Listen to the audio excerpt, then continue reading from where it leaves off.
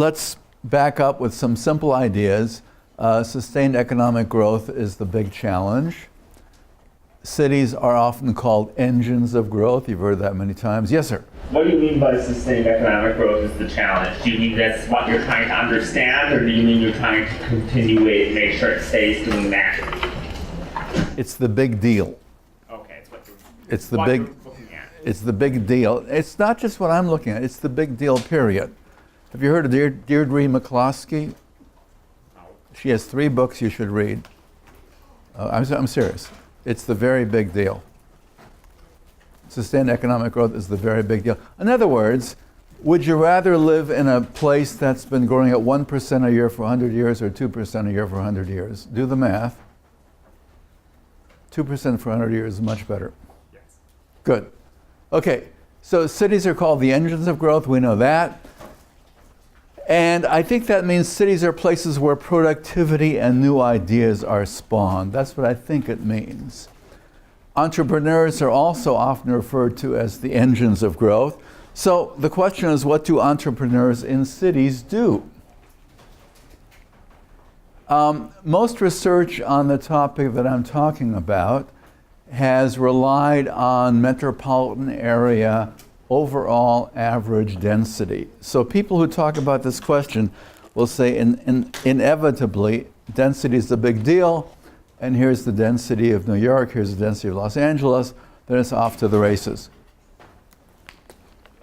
If you think for a minute, you'll agree that describing a metropolitan area by one number is kind of weak, right? Metropolitan areas are infinitely complex, and boiling them down to a single number seems almost silly. Okay, in fact, if you look at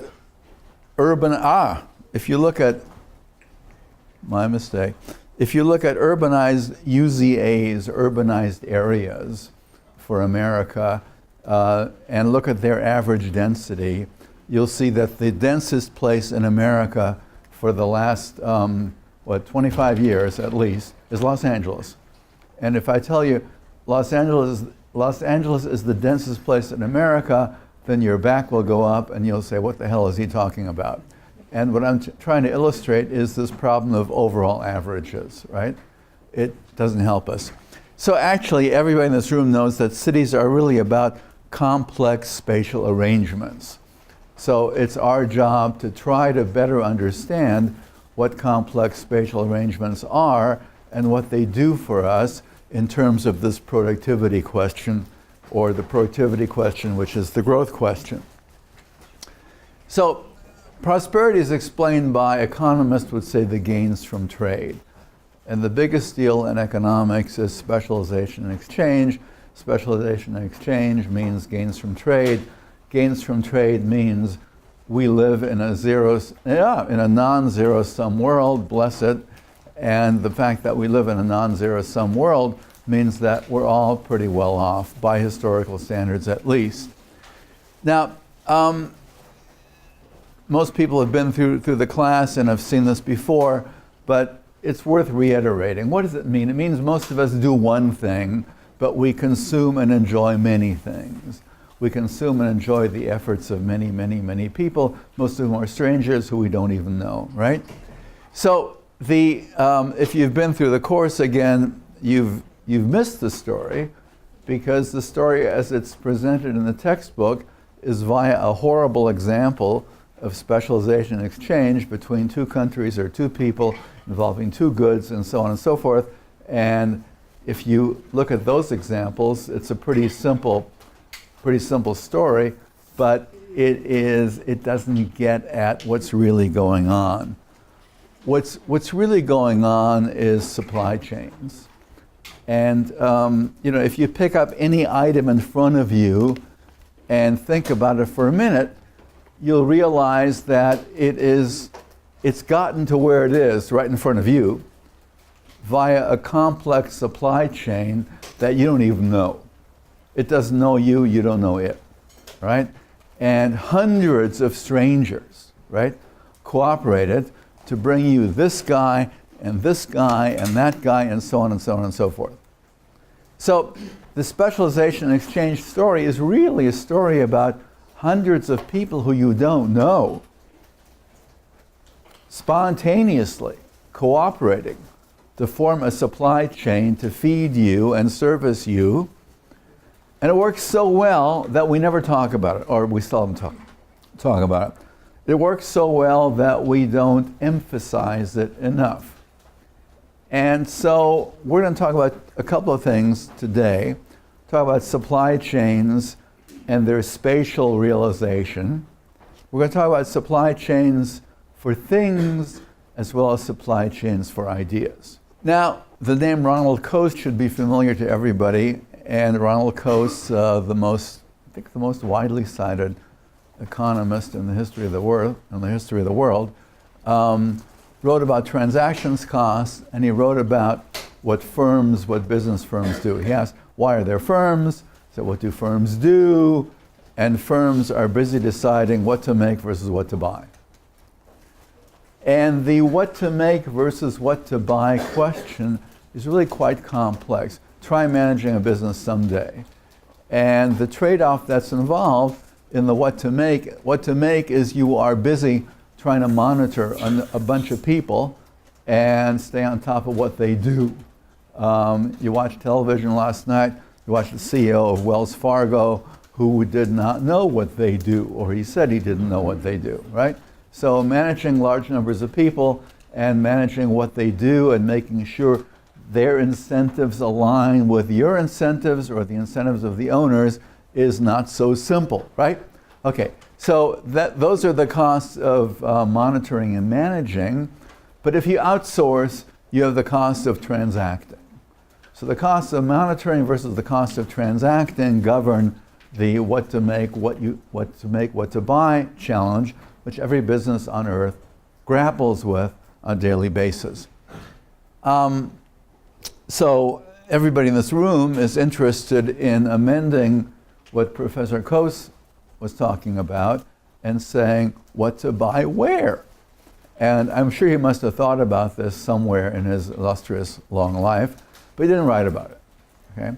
So can you possibly address the question of what to make versus what to buy unless you're also thinking about what to buy where? Where is it available and how is it going to get to you? How easily or how not so easily? Okay, so we have a bunch of implications from these simple statements that I just went through. And the implications are these. Firms and people, including you and me, evaluate and choose locations in light of their participation in many supply chains as buyers and sellers. So everybody in here, in this room, avails themselves as consumers of many, many supply chains. You buy an uncountable number of things, and you participate in many supply chains as a supplier because you make stuff or you supply stuff, you work, whatever it is, okay? So the location choice problem is interesting. It's much more interesting than journey to work, which is all that some people talked about for many, many years, because again, we're all participating in many supply chains. And it is those roles that we carefully think about, carefully consider when we consider where to locate. And that's true for people and it's true for individuals. It's true for people, it's true for firms. Okay, so in other words, what I call a superstructure of firms, locations, and networks emerges. So emerges is the key word. And the way it is stated here is that not only is it where to set up shop, where to locate, but as soon as you set up shop, as soon as you locate, then immediately a network of interactions is implied. The interactions don't happen until you locate somewhere. The location choice, the interaction choice are simultaneous. And that means there are many realized, is my fun word here, many realized transactions costs and many realized externalities then come into play. Again, it's all realized, right? It doesn't happen until the choices are made. The externalities literature is something everybody reads about and talks about, but remember, externalities have a spatial dimension. There's no externality until there is a pairing of people and places. If you magically put deaf people near airports, there's no sound or noise externality. So, another way to say this is that flying over a large city, which we all have done, what do you see? Well, what you might see, if you use your imagination, is the spatial realization of many overlapping supply chains. Okay, so next time you're in an airplane, look down, then you'll remember all this, right? You're looking at the spatial realization of many, many overlapping supply chains. All right, now, some simple thoughts that you've heard before. One is new goods are new combinations of old goods. That's pretty simple, right? And likewise, new ideas are new combinations of old ideas. When you have an aha moment, which I hope we often have, when you have an aha moment, what are you doing? You're combining a bunch of old ideas that you carry around with you in a new combination. And if you study combinatorics, then you know combinations get very big, potentially very big, very fast. And therefore, it's kind of a hop, skip, and a jump to say that are you looking at the ideas that you already have in your head, or the ideas from a much larger set, which involves the information networks that you are involved with, right? So as soon as there's an information network, there are more ideas that you can possibly combine, and the combinatorics get huge, and because the combinatorics get huge, the potential for new ideas get huge. Okay, so again, that's all sort of very plain spoken, I hope, and therefore it stands to reason that not only do we each participate in many supply chains for goods, but we also participate in many supply chains for ideas. It's the only way to be, right? Because we're all interested, we're all networking all the time, aren't we? And we're all networking all the time, a bunch of ways, in person, we're all in the same room right now, as well as electronically. Now, there's an interesting part of this discussion that involves tacit information. And tacit information is an expression you may have heard before. It's the information that involves conversation. It's the complex information that I cannot send you via an email or via a spreadsheet. So, there are two kinds of information which we deal with in our lives all the time. The kind of information that we are comfortable sending electronically, spreadsheets, and there's a kind of information which is more complicated, which involves conversation and interaction. And, you know, in the early 2000s, there was a book by Robin Caircross, a very smart man, called The Death of Distance. And he said, my God, we can communicate electronically so cheaply now, because we can do that. Why do we bother to congregate in cities where we pay high rents and high congestion costs and so on and so forth? So death of distance, as you know, never happened. We're all in this room, aren't we?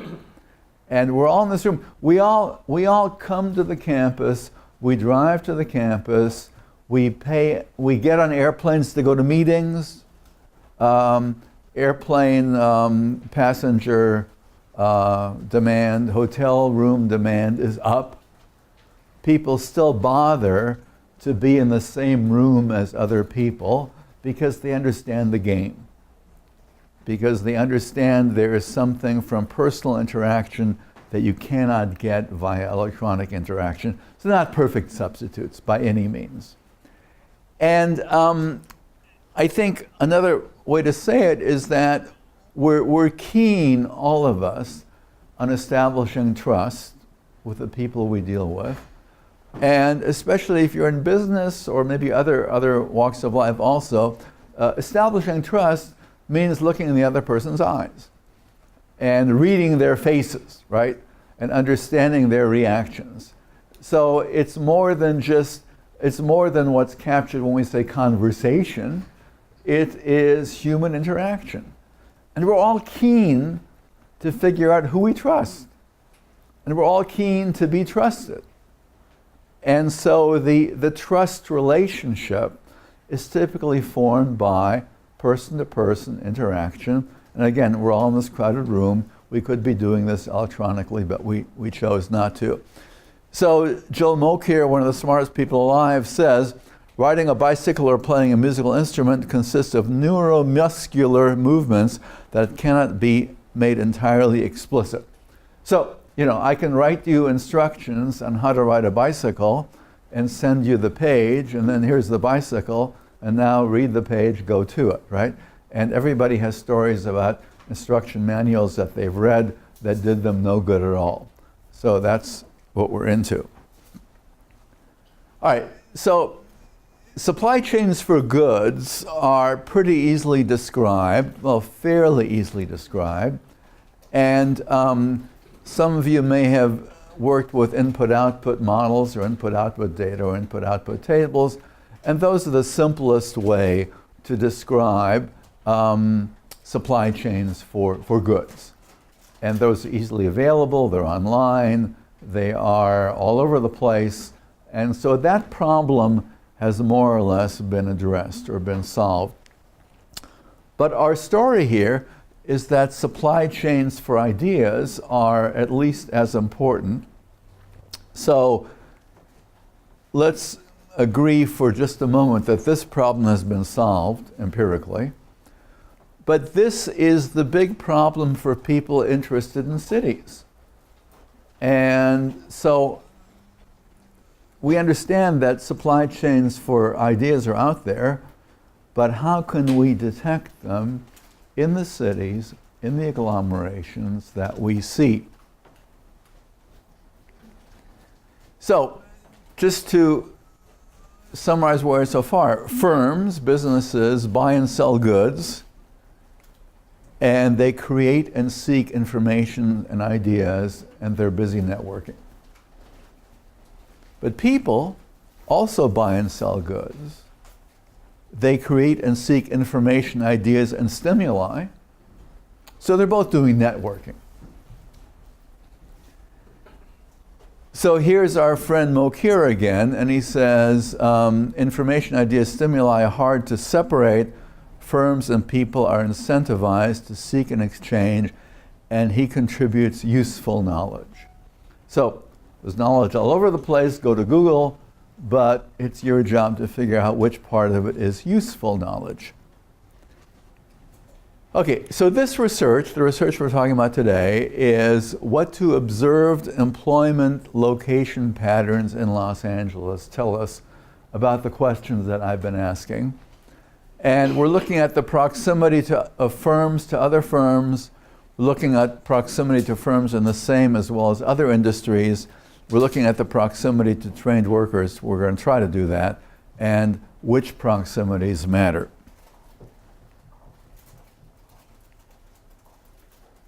Now, how's our time? I've been talking forever. No, not forever. Okay. Okay. My God. Okay. So I have to make room for the interesting part of the discussion in a minute. All right. So here's some people you've heard of who say things or who have said things very much apropos to what I'm talking about today. It's always good to cite higher authority, right? Ed Glaeser, everybody knows. He says cities exist to eliminate transport costs for people, goods, and ideas. Good, ideas, right?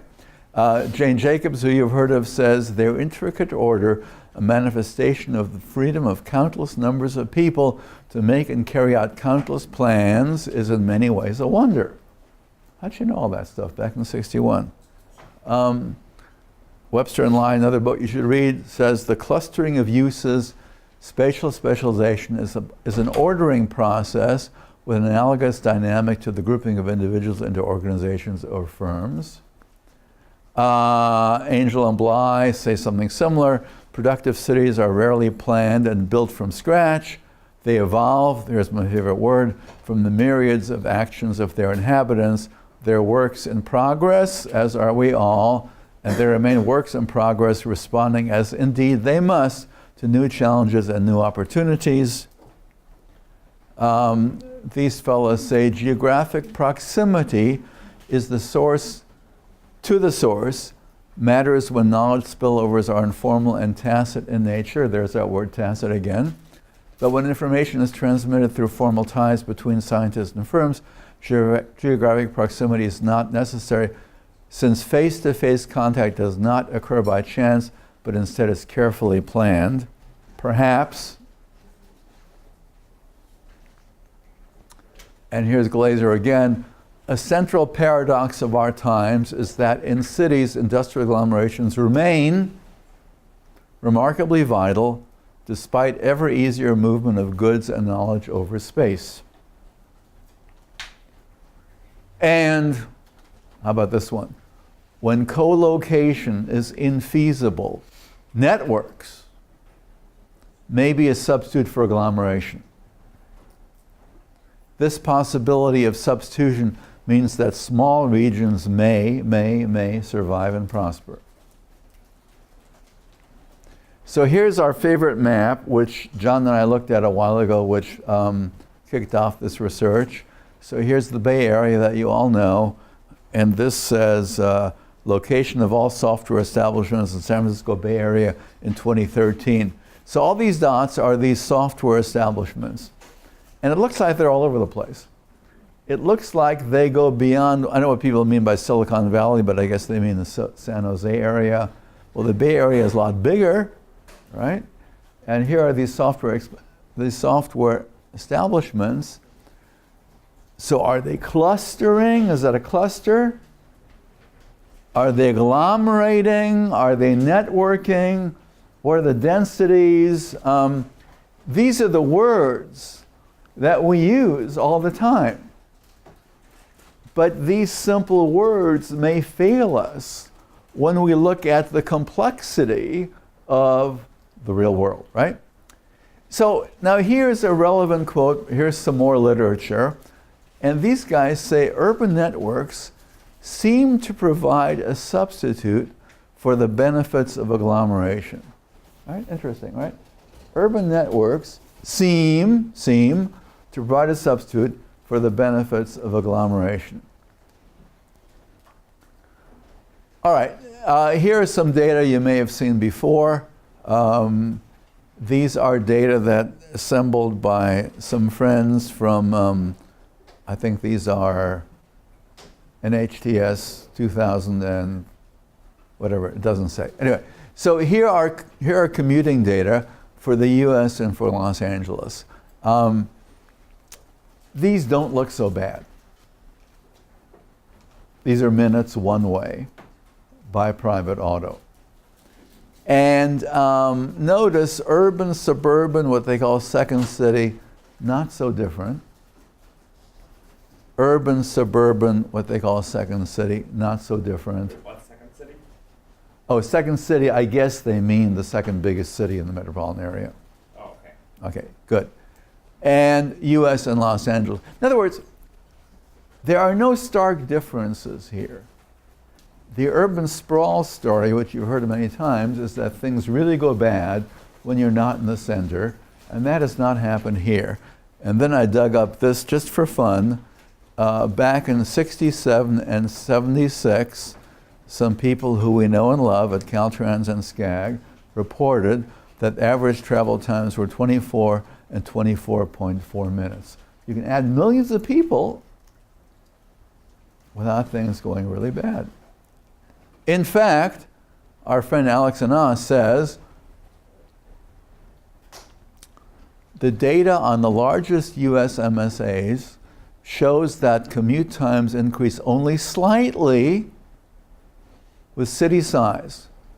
The elasticity of the average commute time with respect to the number of workers was about 0.1 in both of these years.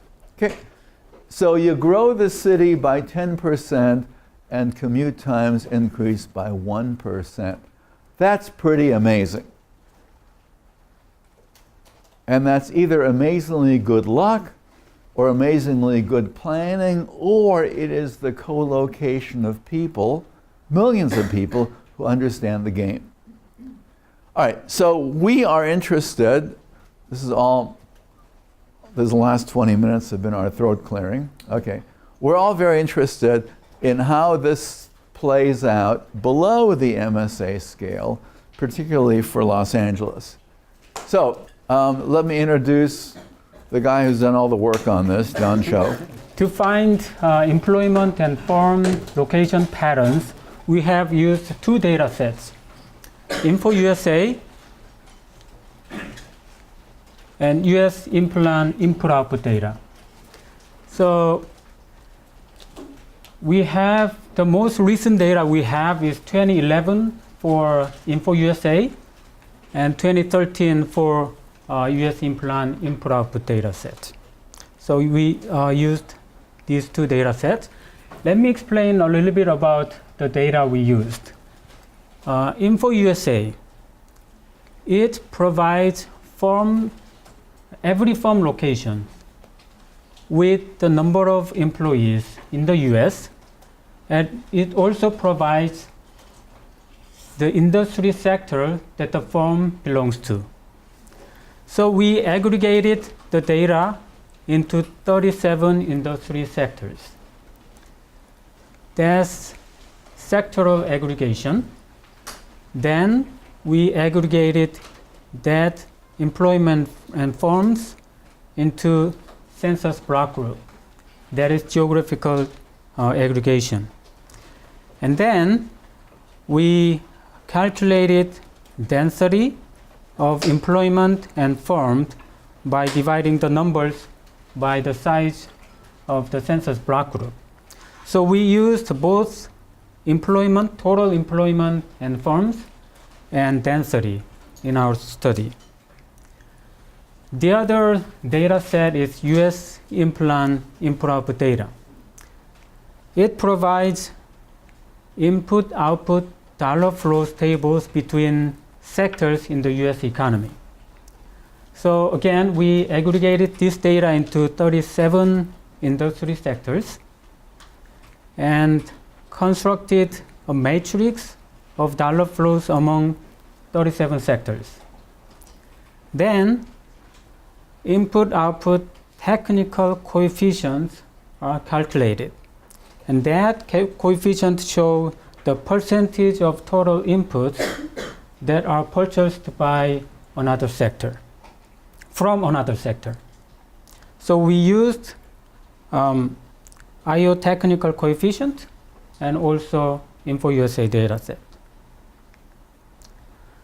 So the study area is Los Angeles County, and there are many regions that we chose this county, and this table shows one of the regions. And Los Angeles County,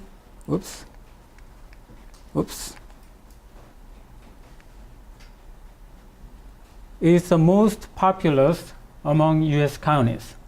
So when we look at employment and firm location patterns, we'll be able to see many kinds of patterns. So this map shows the firm locations in Los Angeles from InfoUSA data. So every dot shows the firm. And there are about over 400,000 firms in Los Angeles. And this map shows the firm location for manufacturing. And this map shows information sectors. And that map shows software establishments. And there are about 1,000 software establishment firms in Los Angeles County. And now in this map, I also added freeway maps and also the symbols of freeways, because we don't have that many dots, so we can see clearly where the firms are located.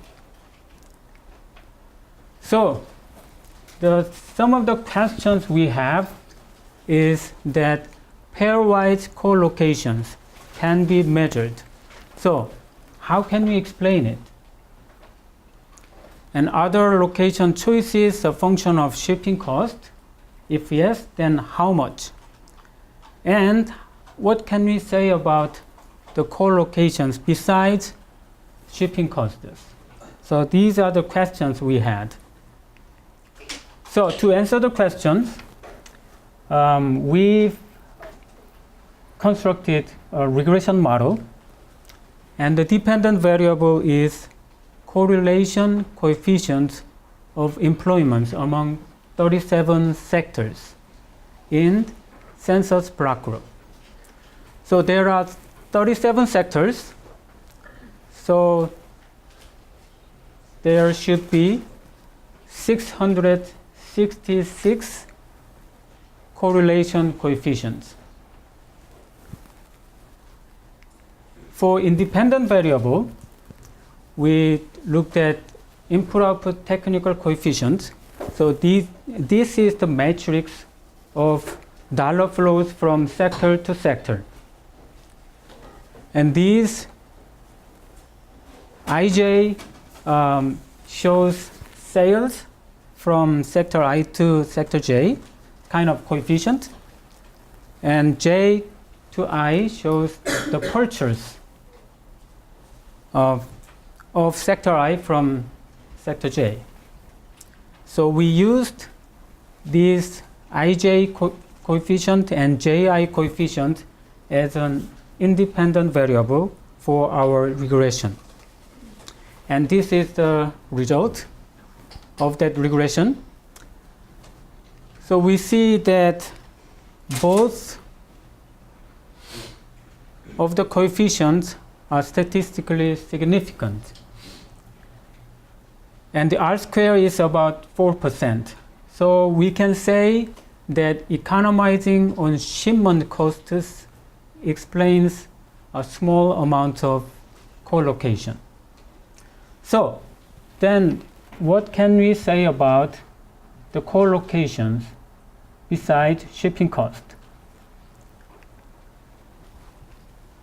So will the firms choose high density area, or other choices a function of firm size, or do the choices vary by sector?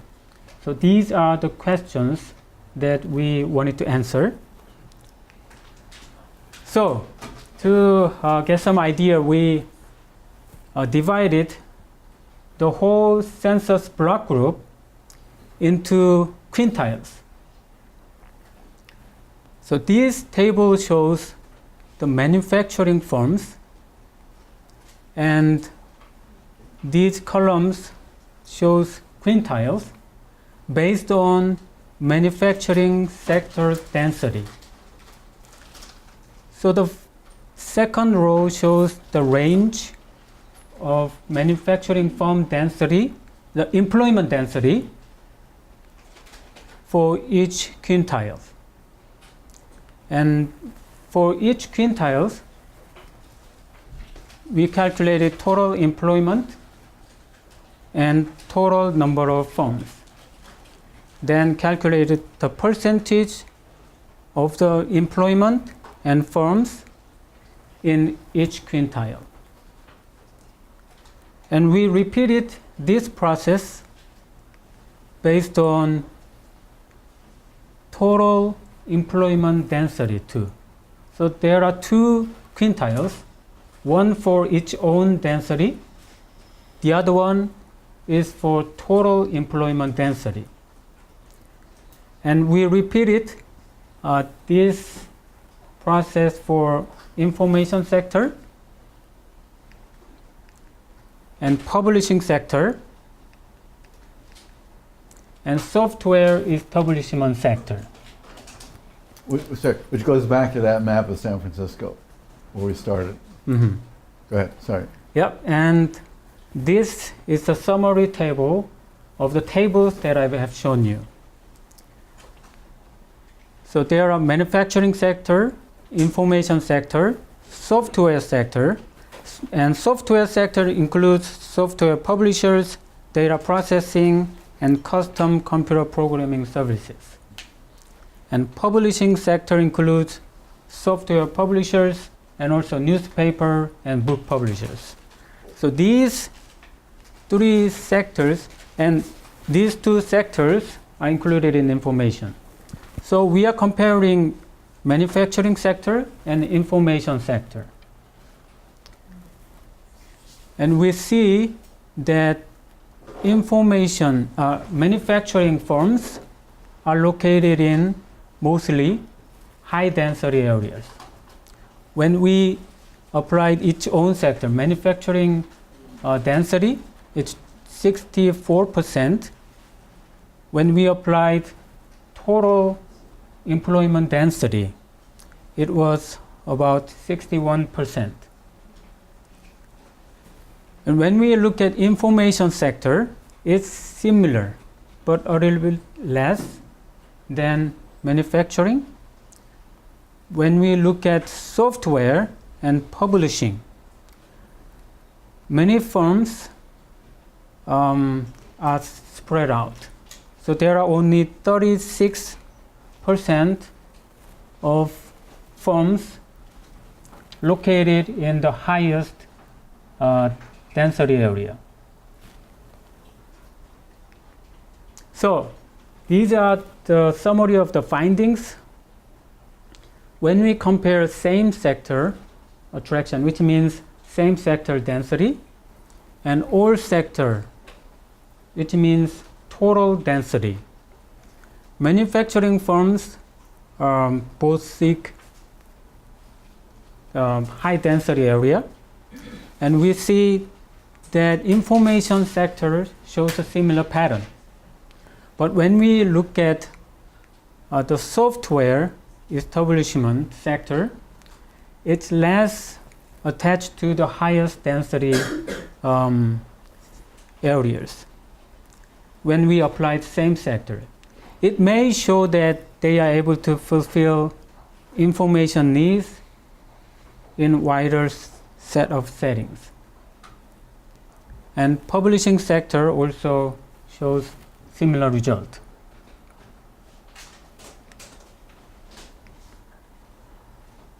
So for the next step, we are planning to add more sectors. So we've seen manufacturing and information, and inside information sector we divided it into software establishment and publishing to see the ideal sectors.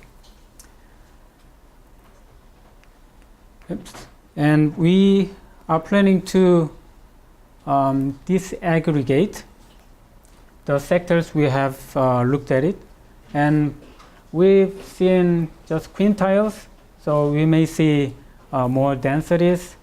And recently we have purchased 2015 Info USA data. Before we had only 2011, so we had to look at only 2011. So we would be able to compare 2011 with 2015 to see how clustering patterns are changed.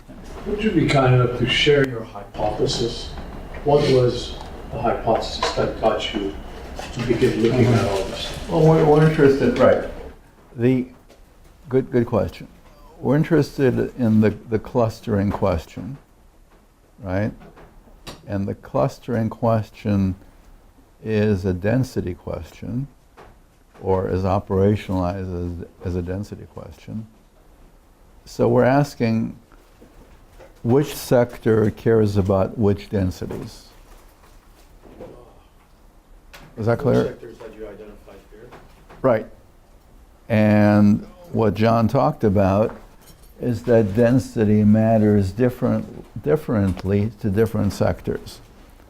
And remember, the density data are supposed to tell us something about the importance of accessing other people and exchanging ideas. That make sense? Yes.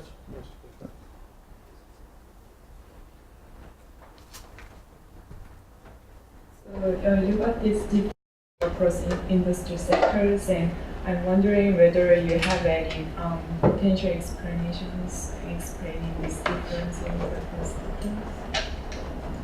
Okay, I think you're asking why are the software sectors agglomerating less, right? And that goes back to my San Francisco map, right? And so they're agglomerating a little bit in the Bay Area and a little bit in Los Angeles, right? And so, given the story we told, the only possible answer is that they are adequately communicating or exchanging ideas electronically. Now, we all do both, right? But compared to manufacturing sector, the software sector says, see, remember, I mean, you're asking a great question. Remember, what I kept trying to say is that clustering and networking substitute for each other. So clustering is measured by density.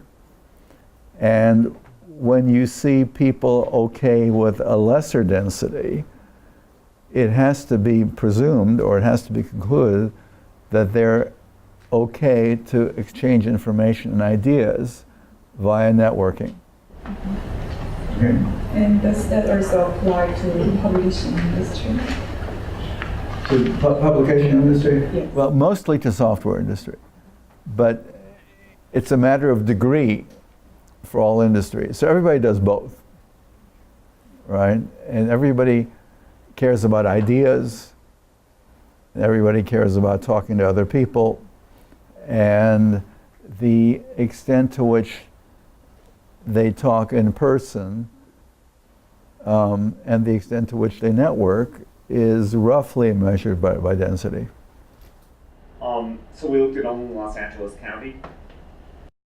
I don't know, that seems to me a little arbitrary given that Los Angeles is such a massive blob that covers like Los Angeles County, Orange County, which actually if you look at the higher population density, although that's because Los Angeles County includes like tons of mountains and things. You know, San Bernardino County, like, you know, Riverside County, there's a lot of counties. Sure. All we had data for here are LA County. Okay, got it. And that's the, now if I live long enough, we'll do all the counties in LA, in California, but you know. I was just wondering, because the place the word agglomeration before was a synonym for megalopolis. So, you know, Los Angeles, San Diego area was in that study counted as an agglomeration. So. Well, remember, one of the points I tried to make is that it's important to go below the Right. megalopolis level, Right. you know. So your research is all data focused, very dense. I'm wondering if there's any plans to, it would be a much bigger challenge, but communicate directly with firms to either verify or reinforce your theory of why there's agglomeration between specific sectors. Well, yes and no. I mean, the best of all possible worlds, you're right. There's no substitute for talking to people. And we have how many thousands of firms? We have a lot of firms. And now, my time is limited. John, you want to go out and talk to a firm? No, it's a resource question. But you're asking a good question. Right. Well, how do you do things that eliminate bias in what people you talk to, for instance? Tough question, sure. Maybe I'm a little bit confused because the spatial agglomeration, it's spatial collocation in terms, so like they collocate in close proximity, right? So that's a spatial question, but quintile is not spatial. Even though they are in the high density quintile, that doesn't tell they are close with each other. Maybe they are just scattered in the region, but they just have high density, so they end up being in the same quintile group. So my question is the analysis based on the quintile, can you tell the spatial collocation of the firms? Okay, I'm not sure I understand. So if you're, if you're in high density areas, you are concentrated, right? If you're located in high density areas, you're concentrated. You agree? Yeah. So my question is, so for instance, a manufacturing firm in a high density location, there are many manufacturing firms. Maybe they are in close proximity. Maybe in city of industry, they are all manufacturing firms can be there, or they may be scattered in the LA County. But in both cases, they can be in the higher quintile location. But that doesn't tell about the spatial collocation. Well, okay, remember. Can I ask a question first that might help? Please. Because what you're saying is, okay, just because you're in high density may mean that you are the software firm with a bunch of bakeries or a bunch of other firms, right? But your measure is actually that high density, before you even get into a quintile, you're sorted by industry. We did both. We did both. Okay. We said quintiles of the same industry and quintiles of all industries. And to be honest with you, they all exist in all quintiles. And the question is how much? And the software firms were less attached to the highest quintiles than the manufacturing firms, although the manufacturing firms were present in all the quintiles. And the other thing that's related to that is that we also had size of firm by quintile. Now, some of the information literature says the following. They say that the large firms are more likely to be information independent because they can afford their own R&D and less dependent on others. Well, so far we found, nevertheless, that the broadly speaking information sector, not the software sector, but the bigger information sector, maybe that's what you lose in aggregation, are as attached, the large firms, are as attached to the high density quintiles as are the manufacturing firms. I'm not sure I'm answering your question though. Maybe at least I can interpret.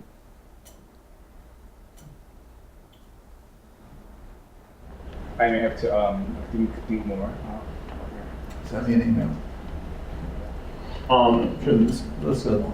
You spoke a lot of the agglomeration of ideas rather than agglomeration of physical goods, etc. And I think you're trying to infer that via the research, which makes sense.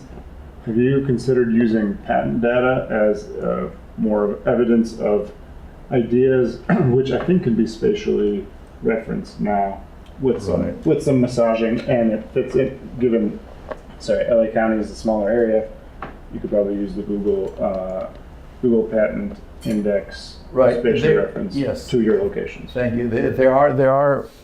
There's pretty good research out there that uses the patent data. And then the critics, which are you familiar with this? Okay, the critics then say, well, where the patent is registered and where it came from are not the same, and all the problems. So I agree with you. Patent data are interesting, and that should certainly be part of our research eventually. Thank you. Well, I was wondering, you just looked at same industry and all industry. Could you look at quintiles of some specific other industry? Like, I'd love to know how, for instance, software firms cluster in quintiles of publishing firms. Because you'd think that publishing firms would publish software. Well, Or, sure. Information firms clustering next to manufacturers or something. That would be interesting. Sure. Yes, a lot of things are interesting if we had the time to do it. So yes, there are many combinations that we could look at there. Let me just mention one more thing, and that is, I'm sorry, do you want to add anything to this discussion? Yeah, that would be interesting. When I looked at the pattern, the unit is census block group. So once a big firm is located in that census block group, it may become high density area.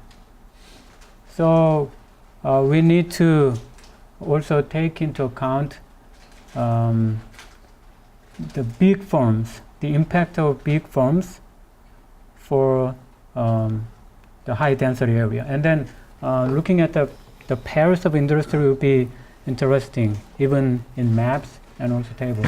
Yep. So I have a question for Scott. That is, when you're thinking of how you're going to be using this information, what's your plan there? Is it going to be found in one of your 25-year plans for the region, or just how are you using this study? I'm not sure yet. Okay. So SCAG's economic teams advertised we encourages clustering, but we are not in a position to force anything. So for this research we are just looking at the pattern and understand how industries and firms choose their location. You mentioned about the software firms cost more because they substitute agglomeration with networking. Well, they seem to cluster less than the other guys. Less, yeah. So does it mean like there is a difference between different sectors in application of new technologies? For example, like software firms, they have access to like the new generation. Well, this is what we infer. I mean, we don't know. We infer that software firms behave differently from, we infer that software firms behave differently than manufacturing firms so far. So, so follow that logic. So when the new technology is applied to many more sectors, they will cluster less than now, right? Well, okay, the short answer is I don't know. Remember, the Death of Distance book was written in, correct me, 1999 or 2002, one of those years. And what was the other one? There was the world is flat or the earth is flat. I mean, a bunch of books came out where people said, you know, everybody's going to spread out everywhere. Well, no, it hasn't happened. And so you're asking a good question. Who is more likely to spread out how far? And I think it's, with all this literature that I cited, I think it's a big question in urban economics and urban whatever you want. Yes? I'm not exactly sure what effect this has, but and you know, right, I'm very interested in the sort of statistics of trying to determine what cluster is and what they aren't, right, what co-location is and what isn't. But one of the questions that I always have in doing this kind of work is what does the sort of influence of a priority zoning have on what you end up measuring, right? Because you don't have this flat plane where firms can just locate wherever it's optimal for them, right? They may be locating because that's where they can find a commercial or industrial space within the zones that LA has, and the other cities in LA County, right, have set up. And so that's one of the puzzles that I have on this. Oh, can I add something on that? Yeah. I didn't totally follow the way you were constructing the quintal, but my understanding and adding to this is like what economists try to do is build a counterfactual. So we don't know where agglomerated 61%, but like related to what. Like, and the cheapest or the simplest thing they do is just like, let's think about a dartboard approach when we're just throwing darts conditional on the existing locations that we see, right? So you're probably not capturing the full agglomeration, but you should say like, is this statistically really different from an agglomeration that would arise in random locations? Yeah, well, and one of the things that's kind of interesting is that if anyone we're going to have the data to try to show what the dartboard really looks like, as in it doesn't look like a dartboard, it looks like some sort of weird thing, it would be SCAG because they actually do have the land use map for the region. Now, land use is different from what's actually there, but you have the what's actually there and the base maps. It's not perfect, but you do have some information on where it's even possible for a commercial firm to locate. Now, I don't know statistically if this winds up being a big deal. I just don't know.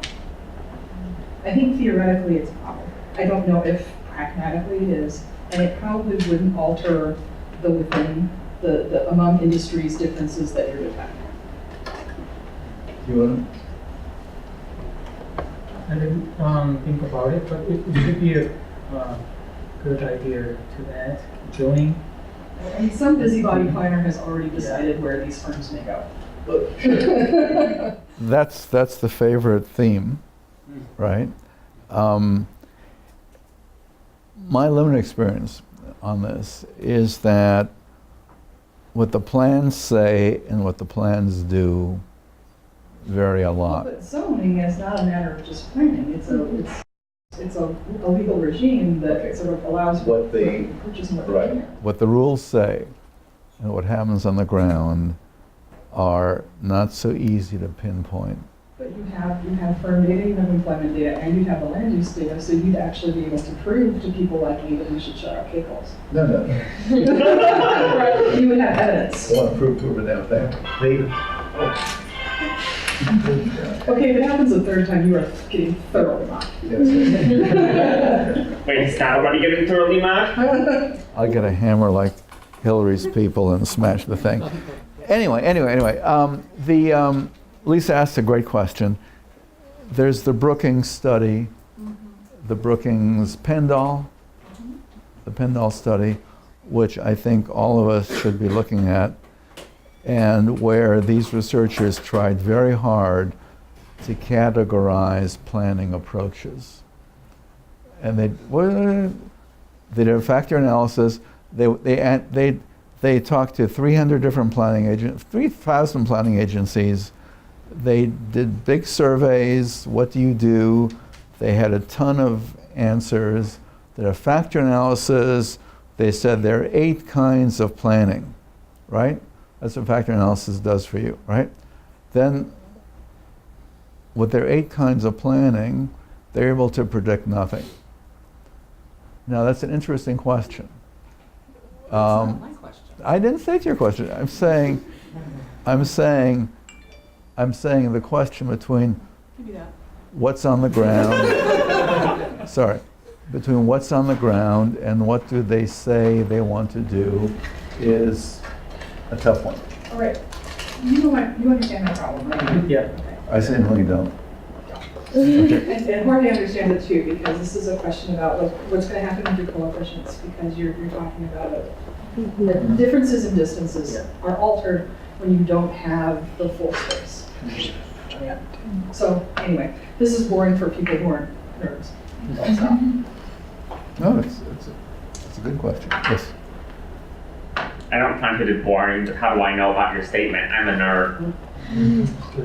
Is your focus mostly or completely is your focus completely or mostly on firms, or is it also people? Because what I'm thinking about is if we just say components of stimuli that, let's say, create a demand chain. How does that demand chain impact the supply chain and the agglomeration that we're talking about? The zoning issue would probably be one of the components of the stimuli. Well, there's the chicken and the egg, right? Right. I mean, sure, you're asking good questions. I mean, an implicit claim in our work is that the firms are the decision makers, the choosers. But you can come back and say, no, they operate in a context, and they have to worry about where the workers want to be and all that stuff. So you're right, it's a tough question. We've arbitrarily assumed the firms are the choosers, yes. Okay.